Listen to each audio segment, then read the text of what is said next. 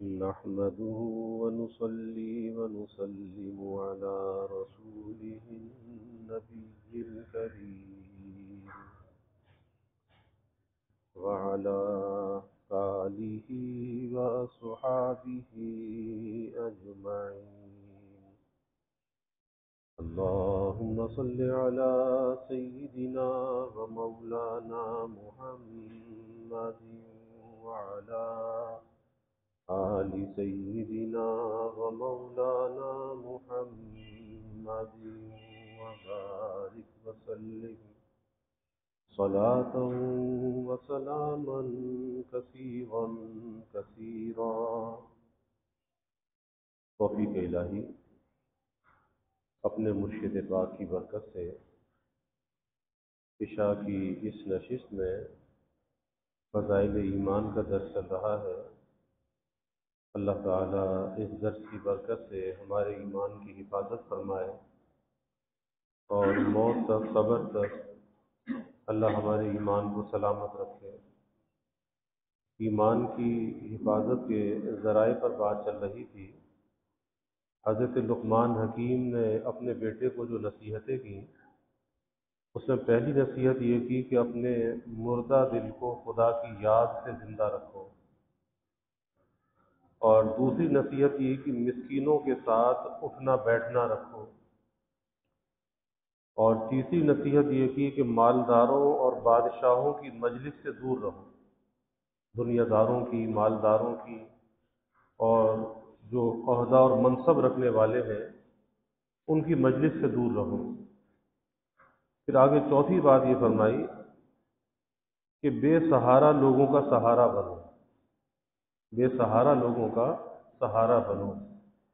اور یہ بڑی اہم بات ہے کہ دنیا کے اندر، معاشرے کے اندر ایسے لوگ ہوتے ہیں کہ جن کا کوئی سہارا نہیں ہوتا، بے یار و مددگار ہوتے ہیں، لیکن ہوتے تو اللہ کے بندے ہیں، رسول اللہ صلی اللہ علیہ وسلم کے امتی ہوتے ہیں، اور ہوتے بھی شکستہ دل ہیں.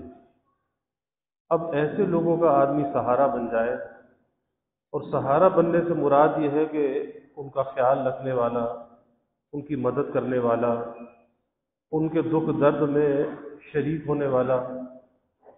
کیونکہ دنیا کا اصول تو یہ ہے کہ دنیا محاورہ ہے کہ چڑھتے سورج کی پوجا کرتے ہیں، کہ جو مالدار ہے، جو عہدے منصب والا ہے، کوئی بڑا افسر ہے تو اس کے پیچھے سب جاتے ہیں. لیکن کوئی ایسا بیچارہ بیوہ ہے، کوئی یتیم ہے، کوئی بے سہارا ہے جس کا کوئی سہارا نہیں. اب ایسے بے سہارا کا کوئی سہارا بننے کے لیے آمادہ نہیں ہوتا، اور جو کوئی بے سہارا کا سہارا بن جائے نا، اللہ کا اس پہ بڑا فضل متوجہ ہوتا ہے. غالباً عبداللہ ابن مبارک رحمۃ اللہ علیہ کا واقعہ آتا ہے کہ ایک مرتبہ حج کے لیے جا رہے تھے. جیسے اس زمانے میں قافلے روانہ ہوتے تھے، جیسے یہ زمانہ ہے حج کے قافلے جا رہے ہیں بیت اللہ کی طرف، تو یہ بھی کسی قافلے کے ساتھ ہے. تو کسی بستی میں قافلے نے پڑاؤ ڈالا، تو انہوں نے دیکھا کہ ایک عورت ہے، پردے دار عورت ہے، وہ کسی کچرے کے کوڑے سے مری ہوئی مرغی اٹھا کر اس نے اپنے عبایا میں چھپائی اور اسے لے کر گھر چلی گئی. یہ پیچھے پیچھے گھر پہنچے. انہوں نے دیکھا کہ یہ عورت تو اسے صاف کر کے بنا رہی ہے، اور بنا کر اس نے ہانڈی پہ چڑھا دیا. تو انہوں نے دروازے پر دستک دی. دروازے پر دستک دی، اس نے کہا کہ بھئی اس گھر میں تو کچھ بھی نہیں ہے. وہ سمجھی شاید کوئی لینے والا، کوئی مانگنے والا آیا ہے. اس نے کہا اس گھر میں تو کچھ بھی نہیں ہے سوائے یہاں تو فاقے کے، اور کچھ بھی نہیں ہے. اس گھر کے اندر تو اندھیرے ہیں، یہاں کچھ بھی نہیں ہے. انہوں نے کہا کہ تم دروازہ تو کھولو. اس نے کہا یہاں تو کچھ بھی نہیں ہے. تو انہوں نے کہا کہ یہ پھر تم نے مری ہوئی جو مرغی جو اٹھائی ہے، مردہ مرغی، یہ کیوں اٹھائی ہے؟ میں تمہاری کوئی مدد کرنا چاہتا ہوں، دروازہ کھولو. ان بچوں سے کہا، اس گھر میں چھوٹے چھوٹے بچے بھی تھے. ان کو کہا کہ دیکھو یہ کھانا مت، یہ مردار ہے، اس کا کھانا جائز نہیں ہے۔ انہوں نے دروازہ کھولا تو اس خاتون سے پوچھا کہ کیا مجبوری ہے؟ تو اس نے کہا کہ ہم جو ہیں وہ سادات میں سے ہیں، سید ہیں، اور یہ میرے بچے ہیں، شوہر گھر میں نہیں ہے، شوہر کا انتقال ہو گیا، یتیم بچے ہیں۔ اب گھر میں کئی روز سے فاقہ تھا، کچھ کھانے پینے کو نہیں تھا، کئی روز تک بچوں کو بہلاتی رہی کسی طرح سے کچھ کھانے کو مل جائے، لیکن کہیں سے کچھ کھانے کو نہ ملا۔ تو پھر یہ سوچ کر کہ ایسے وقت میں شریعت اجازت دیتی ہے کہ آدمی مردار بھی کھا سکتا ہے، اپنی جان بچانے کے لیے مردار بھی کھا سکتا ہے، شریعت تو اجازت دیتی ہے۔ ان کے دل پر بڑی چوٹ لگی، اس سادات میں سے ہے، رسول اللہ صلی اللہ علیہ وسلم کے خاندان میں سے ہے، آپ کی آل میں سے ہے، اور یہ کیفیت ہے۔ انہوں نے اپنے حج کا ارادہ ملتوی کر دیا، اور جتنی بھی رقم ان کے پاس تھی سفر کی، زاد راہ کا جو توشہ تھا، جو کچھ بھی تھا، اس کو دے دیا، سامان لا کر بھی دیا، پیسہ بھی دیا، اور کہا کہ آئندہ کبھی مردار نہ کھلانا، آئندہ بھی تمہاری ضرورت پوری ہوتی رہے گی، اور وہیں سے اپنی بستی کی طرف واپس لوٹ گئے۔ جب لوگ حج کر کے واپس ہوئے تو یہ تو حج کو نہیں جا سکے، تو لوگوں نے جو حج سے قافلے واپس آ رہے تھے اور وہ ان سے ملاقات کرتے تھے تو انہیں حج کی مبارکباد دیتے تھے، تو یہ کہتے تھے بھائی میں تو حج پہ نہیں گیا، میں تو حج پہ نہیں گیا۔ کہتے تھے ہم نے فلاں جگہ آپ کو دیکھا، ہم نے طواف کرتے ہوئے آپ کو دیکھا، ہم نے میدان عرفات میں آپ کو دیکھا، ہم نے جمرات پہ آپ کو دیکھا۔ اب یہ پریشان ہے کہ میں تو گیا بھی نہیں، اور یہ کہتے ہیں جی ہم نے فلاں جگہ دیکھا، فلاں جگہ دیکھا۔ تو رسول اللہ صلی اللہ علیہ وسلم کی خواب میں زیارت ہوئی۔ آپ صلی اللہ علیہ وسلم نے فرمایا کہ بھائی کتنے گواہ تیرے حج کی، تیری حاضری کے میں گنواؤں، کتنے گواہ شمار کرواؤں؟ اور پھر آپ صلی اللہ علیہ وسلم نے فرمایا کہ جب تو نے میرے اہل بیت کا خیال کیا، میرے گھر والوں کا خیال کیا، اور اپنے حج کے سفر کو ملتوی کر دیا، اور جو بھی تیرا زاد راہ اور توشہ تھا وہ ان کو دے دیا، تو اللہ تعالیٰ نے ایک فرشتے کو تیری شکل میں پیدا فرمایا، اور اس فرشتے نے تیری طرف سے حج کیا، اور آئندہ بھی وہ فرشتہ تیری طرف سے حج کرتا رہے گا۔ اب یہ کیا چیز تھی؟ یہ کسی بے سہارا کا سہارا بننا تھا، بے سہارا کا سہارا بننا تھا۔ بھائی کوشش کرنی چاہیے، ہمارے معاشرے کے اندر بہت سے ایسے لوگ ہوتے ہیں کہ کسی کے آگے ہاتھ نہیں پھیلاتے، کسی سے سوال نہیں کرتے، کوئی بیوہ ہوتی ہے، بچے ہوتے ہیں، کسی کا شوہر فوت ہو جاتا ہے، بے سہارا ہو جاتی ہے، بچوں کا پالنا مشکل ہو جاتا ہے، گزر بسر مشکل ہو جاتا ہے، اور شکستہ دل بھی ہوتے ہیں۔ تو جب آدمی کسی شکستہ دل کی مدد کرتا ہے، اس کا سہارا بنتا ہے، اللہ اس کا سہارا بن جاتا ہے۔ کیونکہ حدیث میں آتا ہے کہ جو لوگوں کی حاجت روائی میں لگ جاتا ہے، لوگوں کے کاموں میں لگ جاتا ہے، اللہ اس کی حاجت روائی میں لگ جاتا ہے۔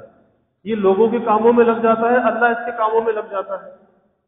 اب یہ کسی کا کتنا کام کر سکتا ہے، کتنی مدد کر سکتا ہے، قطع نظر اس سے، لیکن اللہ جب اس کی مدد کرے گا تو ظاہر ہے کہ وہ مدد ایسی ہوگی پھر اس کا کوئی کام رکے گا نہیں۔ اس لیے اللہ کی مخلوق سے کبھی دل میں بغض اور عداوت نہیں رکھنی چاہیے، بلکہ اللہ کی مخلوق سے دل میں محبت رکھنی چاہیے، بغض و عداوت نہیں۔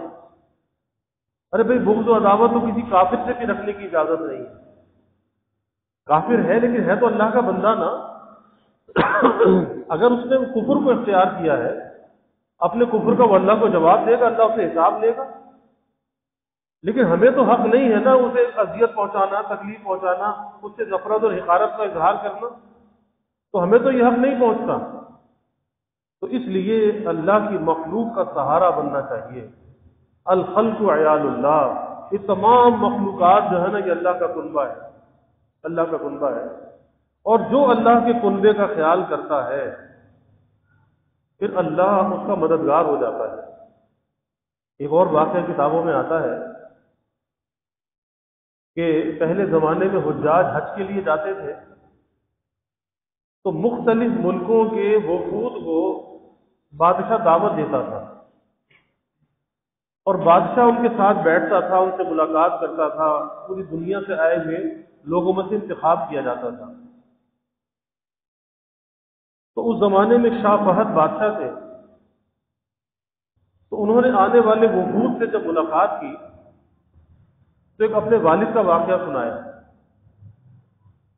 کہا کہ ان کے والد شاہ عبد العزیز تھے جو سعودی عرب کے بانی بھی شاہ سعود کے بیٹے، تو کہا کہ ایک عورت ان کے پاس آئی اور اس عورت نے آ کر اپنی کوئی حاجت پیش کی، اپنا کوئی سوال کیا، بوڑھی عورت تھی۔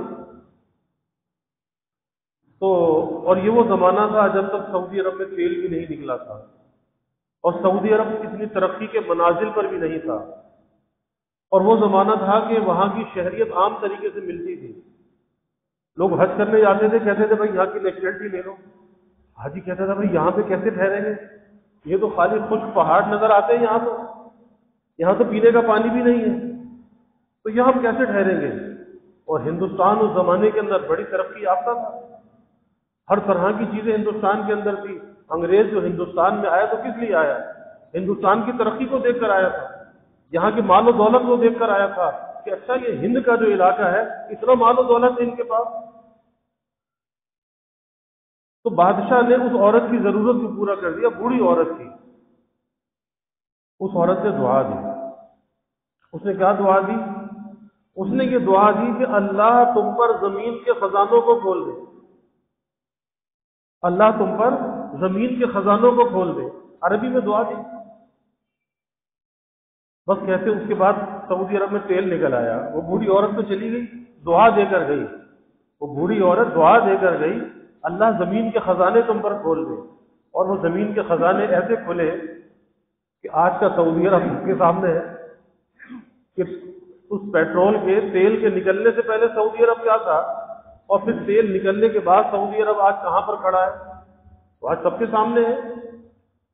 تو کسی کی دعا لگ جاتی ہے، اس لیے کسی کا دل تو نہیں دکھانا چاہیے، کسی کو تکلیف تو نہیں پہنچانی چاہیے، کیونکہ بعض دفعہ انسان کی طبیعت میں ایسی خباثت ہوتی ہے کہ دوسروں کو تکلیف پہنچا کر وہ خوش ہوتا ہے، دوسروں کو تکلیف پہنچا کر خوش ہوتا ہے، اور یہ بہت خباثت کی بات ہے کہ کسی اللہ کی مخلوق کو تکلیف پہنچائے۔ ارے بھائی کسی جانور کو بھی تکلیف پہنچانے کا حق نہیں ہے۔ اللہ کے حبیب صلی اللہ علیہ وسلم کے پاس جانور بھی شکایتیں لے کر آتے تھے۔ ایک اونٹ آیا، بلبلاتا ہوا آیا، آپ صلی اللہ علیہ وسلم سے آ کر اپنے مالک کی شکایت کی۔ اب وہ کون سی زبان تھی کہ آپ صلی اللہ علیہ وسلم اونٹ کی زبان کو سمجھ گئے، یہ کیا شکایت کر رہا ہے۔ آپ نے اس کے مالک کو بلایا اور کہا کہ بھئی یہ اونٹ تیری شکایت کر رہا ہے، یہ کہہ رہا ہے کہ یہ مجھے کھانے کو کم دیتا ہے، مجھ سے محنت زیادہ لیتا ہے۔ تو آپ نے تنبیہ فرمائی کہ اس کو کھانے کو پورا دو، اس سے کام کم لو۔ وہ شریعت نے تو جانوروں کے حقوق بھی بیان کیے ہیں، تو چاہے جائے کہ انسان کے کیا حقوق ہوں گے، پھر ایک مسلمان کے کیا حقوق ہوں گے۔ اس لیے کبھی کسی کا برا نہیں چاہنا چاہیے، اور کبھی کسی کی تکلیف پر خوش بھی نہیں ہونا چاہیے۔ دنیا ہے نا، کوئی ہمارا مخالف بھی ہو سکتا ہے، کوئی ہمیں برا کہنے والا بھی ہو سکتا ہے، کسی کی ذات سے ہمیں تکلیف بھی پہنچ سکتی ہے۔ اب اگر ہمارے اس مخالف کو کوئی تکلیف پہنچ جائے، اس کا کوئی نقصان ہو جائے، تو یاد رکھیے کہ کبھی دل میں خوش نہیں ہونا چاہیے کہ دیکھو اس نے ہمیں ایسا کیا، ہمیں برا کہا تو آج یہ تکلیف میں مبتلا ہو گیا۔ نہیں، اللہ سے ڈرنا چاہیے کہ کہیں ایسا نہ ہو کہ اللہ اس کو نجات دے دے اور تمہیں مبتلا کر دے اس خوشی کی بنا پر کہ تم کسی کی تکلیف پر تم خوش ہو رہے ہو۔ ارے بھائی اگر اس نے تمہارا برا چاہا تھا یا تمہارے لیے کچھ بات کہی تھی، کوئی تکلیف پہنچائی تھی، کل قیامت کے دن اس کا حساب دے گا۔ ہر ایک آدمی کو ذرے ذرے کا حساب دینا ہے، اس لیے کسی کو یہ حق نہیں پہنچتا کہ کسی کی تکلیف پر وہ خوشی منائے۔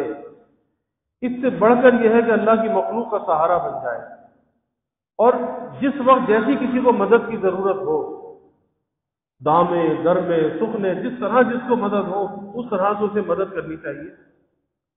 اور یہ اللہ نے مسلمانوں کے اندر یہ جذبہ بھی رکھا ہے کہ ابھی آپ دیکھیں جس سیلاب آیا گزشتہ سال میں، سیلاب اور بارشیں، اور اس نے پورے ملک کے اندر تباہی پھیلا دی، کروڑوں لوگ بے گھر ہو گئے۔ اب اس وقت ایک ایسا جذبہ کار فرما تھا کہ لوگوں نے نہ دن دیکھا نہ رات دیکھا، لیکن لوگوں کی مدد کے لیے لوگ نکل پڑے۔ کس طرح سے ایسے ایسے علاقوں کے اندر مدد پہنچائی کہ جہاں پر کشتیوں کے اندر بیٹھ کر گئے، اپنی جان کو خطرے میں ڈال کر گئے، اسی کشتی میں راشن بھی ہے، آدمی بھی ہے، اور دور دور پھنسے ہوئے لوگوں کی مدد کی۔ یہ کیا تھا؟ ایک انسانی ہمدردی کا جذبہ تھا۔ اور یہ کیا تھا؟ یہ بے سہارا لوگوں کا سہارا بننا تھا کہ ایک ایسی مشکل میں وہ لوگ پھنسے تھے، ان کا کوئی سہارا نہیں تھا۔ اب ظاہر ہے کہ جو بھی ایسی مشکل کے اندر کسی کا سہارا بنا، اللہ نے کتنا ان کو نوازا ہوگا، انسان اس کا تصور بھی نہیں کر سکتا کہ ایسی مشکل کے وقت میں جس نے لوگوں کی مدد کی، اللہ نے اس کو کتنا نوازا ہوگا کہ ہمارے تصور میں بھی نہیں آ سکتا۔ اور پھر ایک اللہ کا نوازنا تو دنیا کے اندر ہے، اللہ دنیا میں بھی صلہ دیتا ہے، لیکن اصل چیز کیا ہے کہ اللہ آخرت کے اندر نواز دیتا ہے۔ آخرت کے اندر اس کے دکھ کو، تکلیف کو، پریشانی کو اللہ دور کر دیتا ہے۔ ایک شخص کا واقعہ آتا ہے نا کہ تاجر تھا، تجارت کرتا تھا، تو اس نے اپنے ملازموں سے کہہ رکھا تھا کہ بھئی جب ادھاری وصول کرنے کے لیے جاؤ اور اگر سامنے والے کے پاس دینے کے لیے کچھ نہ ہو تو اسے مہلت دے دیا کرو، درگزر کر دیا کرو، مہلت دے دیا کرو۔ جب اس کا انتقال ہوا، اللہ نے فرشتوں سے پوچھا کہ اس کے پاس کوئی نیک عمل بھی ہے؟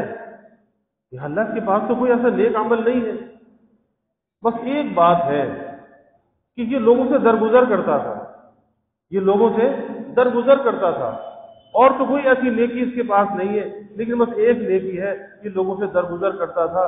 اس نے اپنے ملازموں سے کہہ رکھا تھا کہ بھئی اگر کسی کے پاس نہ ہو درگزر کرو، اسے مہلت دے دو۔ تو اللہ تعالیٰ نے فرمایا کہ اچھا، جب یہ میرے بندوں سے درگزر کرتا تھا، جب میرے بندوں کو یہ مہلت دیتا تھا، درگزر کرتا تھا، آج میں بھی اس کے ساتھ درگزر کرتا ہوں۔ تو وہی بات ہے، حدیث میں آتا ہے نا، تم زمین والوں پر رحم کرو، آسمان والا تم پر رحم کرے گا۔ اور ہم میں سے کون ہے جو نہیں چاہتا کہ اللہ ہم پر رحم کرے؟ ہر آدمی چاہتا ہے کہ اللہ ہم پر رحم کرے۔ اس کا طریقہ یہی ہے، اس کا راستہ یہی ہے کہ اللہ کی مخلوق کے ساتھ رحم کا معاملہ اور رحم کا برتاؤ کرنے والے بن جاؤ، اللہ تعالیٰ تم پہ رحم کرنے والا بن جائے۔ تو چوتھی بات یہ ہے کہ بھائی بے سہارا لوگوں کا سہارا بنو، اور کبھی کسی کی بے سہارگی اور بے چارگی کا مذاق نہ بناؤ۔ آج لوگ مذاق بنانے لگتے ہیں، لوگوں کو کے ساتھ طنز اور تان کا معاملہ کرنے لگتے ہیں۔ ڈرنے کا مقام ہے، اس لیے ڈرنا چاہیے۔ اور پانچویں بات یہ فرمائی کہ غلاموں کو خرید کر آزاد کرو۔ اب یہ پہلے زمانے میں ہوتا تھا کہ جب شرعی غلام ہوتے تھے، ان غلاموں کو لوگ خرید کر اپنے کاموں کے اندر لگا لیتے تھے۔ اب وہ غلام گویا کہ اس کی ملک ہوتا تھا، غلام ہوتا تھا، باندیاں ہوتی تھیں۔ لیکن آج کے اس زمانے کے اندر کوئی شرعی غلام نہیں ہے، نہ کسی کو رکھنے کی اجازت ہے۔ تو غلاموں کو خرید کر آزاد کرو۔ اب یہاں پر بھی وہی بات ہے، جو بیچارہ مشکلات میں گرا ہوا پریشان حال ہے، بالکل مخلوق الحال ہے، تم ایسے پریشان حال کی مدد کرو۔ اور بہت جگہ ایسے لوگ مل جاتے ہیں، پریشان حال مل جاتے ہیں۔ آپ ذرا ہاسپٹل میں جا کر دیکھ لیں کہ بیچارے پریشان حال لوگ ہوتے ہیں کہ ڈاکٹر تو کہتا ہے کہ بھائی اتنے پیسے لے آؤ تمہارا علاج ہو جائے گا، لیکن اس کے بعد علاج کے لیے پیسے نہیں ہیں۔ ڈاکٹر نے تو نسخہ لکھ کر دے دیا، پرسکرپشن بنا دیا کہ بھئی یہ دوا لے کے استعمال کر لو، لیکن اس کے پاس پیسے نہیں ہیں دوا خریدنے کے۔ یہ ہمارے معاشرے کے اندر ایسے لوگ موجود ہوتے ہیں۔ اب ایسے لوگوں کا آدمی سہارا بن جائے، کتنا اللہ خوش ہوگا، کتنا اللہ کا فضل متوجہ ہوگا۔ پھر فرمایا کہ اجنبی لوگوں کو ٹھکانہ دو۔ ایسے لوگ، ایک تو ہوتا ہے نا جان پہچان والے، کہ جن کو ہم جانتے ہیں، ہماری جان پہچان سے ہیں، ان کی تو آدمی آؤ بھگت کر لیتا ہے، لیکن کوئی ایسا اجنبی آدمی آ جائے، کوئی ایسا مسافر آ جائے کہ جس کو ہم نہیں جانتے، نہیں پہچانتے، بھائی اس کو بٹھا کر کھانا کھلا دو، اسی کی بھی مدد کر دو، اس کو کوئی رہنے کا ٹھکانہ دے دو۔ پھر آگے فرمایا کہ غریبوں کو مالدار کرو تاکہ وہ کسی سے مانگنے کے محتاج نہ رہے، غریبوں کی مدد کرو۔ یعنی ایک تو ہے پیشہ ور مانگنے والا کہ جس کا پیشہ ہی مانگنا ہے، اور وہ مانگ مانگ کر اتنا عادی ہو چکا کہ اگر اسے کسی کام پر لگایا جائے، کسی مزدوری محنت پہ لگایا جائے تو محنت مزدوری کرنے کے لیے آمادہ نہیں ہوتا، کیونکہ اسے مانگنے کی عادت پڑ گئی۔ اور ایسی مثالیں اب بھی ہیں کہ کسی بھکاری عورت کا انتقال ہوا، 90 لاکھ روپے اس کے پاس سے نکل آئے۔ اب کیا چیز کی؟ مانگنے کی عادت تھی کہ بھئی آسان کام ہے، حالانکہ مانگنا ذلت کی علامت ہے۔ قیامت کے دن ایسے آدمی ذلت کا شکار ہوں گے تو جو لوگوں کے آگے دست دراز کرتے ہوں گے، سوال کے لیے ہاتھ پھیلاتے ہوں گے، ذلت کی علامت ہے۔ لیکن جسے یہ مانگنے کا چسکا لگ جائے پھر وہ چھوڑتا نہیں ہے۔ تو ایسے غریب آدمی، نادار، سفید پوش، کہ اگر اسے کوئی کام کرا دیا جائے کہ جس کے ذریعے سے اپنے پیروں پر وہ کھڑا ہو جائے اور زندگی کا گزر بسر اس کے لیے آسان ہو جائے، تو یہاں وہ فرمایا کہ غریبوں کو مالدار کرو تاکہ وہ کسی سے مانگنے کے محتاج نہ رہے۔ جیسے حدیث میں واقع آتا ہے کہ ایک دفعہ ایک صحابی آپ کی خدمت میں آئے، آ کر سوال کیا، آپ نے فرمایا کہ بھئی تیرے پاس کچھ ہے؟ اس نے کہا میرے گھر میں فلاں فلاں چیز ہے۔ آپ نے فرمایا کہ لے آؤ۔ وہ لے آیا، آپ نے وہ سامان بیچا، وہ 2 درہم کا بکا۔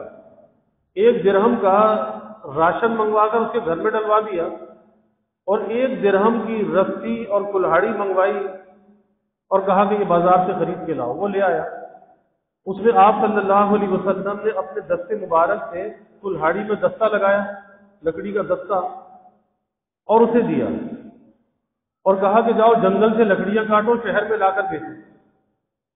یعنی مانگنے کو، سوال کرنے کو آپ نے پسند نہیں فرمایا، آپ چاہتے تو مدد بھی کر سکتے تھے۔ کہا کہ محنت کرو، مزدوری کرو، لکڑیاں کاٹ کے لاؤ اور بیچو۔ تھوڑے عرصے کے بعد وہ شخص ملا تو خوشحال تھا، کیونکہ اللہ نے تجارت کے اندر برکت رکھی ہے۔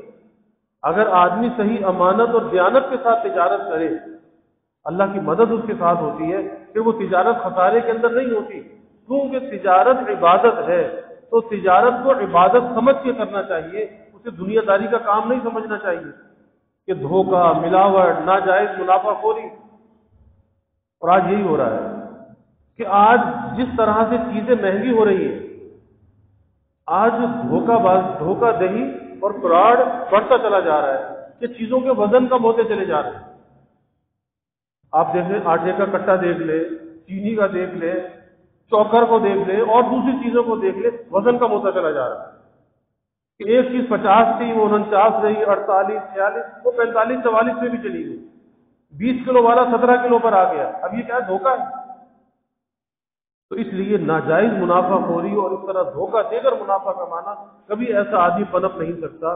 تو غربا کی اس طرح سے مدد کر دینی چاہیے کہ بھئی اپنے پیروں پر وہ کھڑا ہو جائے، تاکہ کسی کے آگے ہاتھ نہ پھیلائے۔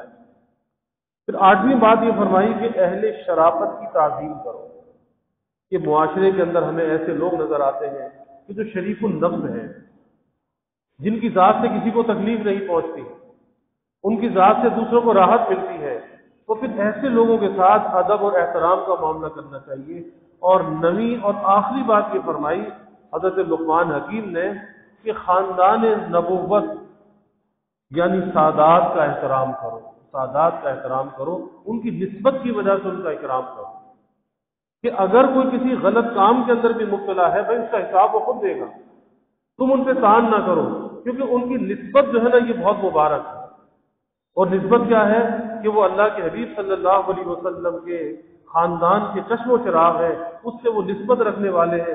اس نسبت کی بنا پر ان کا ادب اور احترام کرو، رہے ان کے معاملات، ان کی زندگی وہ جیسی بھی ہو، اس سے ہمیں کیا لینا دینا، وہ اللہ کو خود حساب دیں گے، لیکن ان کی یہ نسبت ہے کہ وہ خاندان نبوت کے ساتھ ایک جسمانی تعلق رکھتے ہیں، تو اس نسبت کی بنا پر ان کا ادب اور احترام کرنا چاہیے۔ تو یہ وہ چیزیں ہیں، فرماتے ہیں کہ یہ مال و دولت سے بہتر ہے، اور خوف سے یہ حفاظت کا ذریعہ ہے، اور مرد میدان کے لیے سامان جنگ ہے، اور یہ صفات اخروی خوف سے کہ وقت آخرت کے میں جب خوف ہوگا، آدمی پریشانی کے عالم میں ہوگا، تو وہاں پر یہ نجات کا ذریعہ ہے، اور آخرت میں یہ رہنمائی کرنے والی نصیحتیں ہیں، اور قیامت کے دن پردہ پوشی کا کام دیں گے کہ جس دن کسی کپڑے وغیرہ سے پردہ پوشی نہیں ہو سکے گی، اس دن اگر پردہ پوشی ہوگی تو ان باتوں پر عمل کرنے والے کی ہوگی۔ تو اللہ تعالی ہمیں ان باتوں پر عمل کی توفیق عطا فرمائے۔ وآخر دعوانا الحمد للہ رب العالمین والعاقبۃ للمتقین والصلاة والسلام على اشرف الانبیاء والمرسلین اللهم صل على سيدنا ومولانا محمد وعلى آل سيدنا ومولانا محمد وبارك وسلم۔ ربنا آتنا في الدنيا حسنة وفي الآخرة حسنة وقنا عذاب النار۔ ربنا أتمم لنا نورنا واغفر لنا إنك على كل شيء قدير۔ اللهم أعنا على ذكرك وشكرك وحسن عبادتك۔ اللهم وفقنا لما تحب وترضى من القول والعمل والفعل والنية والهدى إنك على كل شيء قدير۔ اللهم ارزقنا حبك وحب حبيبك صلى الله عليه وسلم۔ اللهم ارزقنا شهادة في سبيلك واجعل موتنا ببلد رسولك۔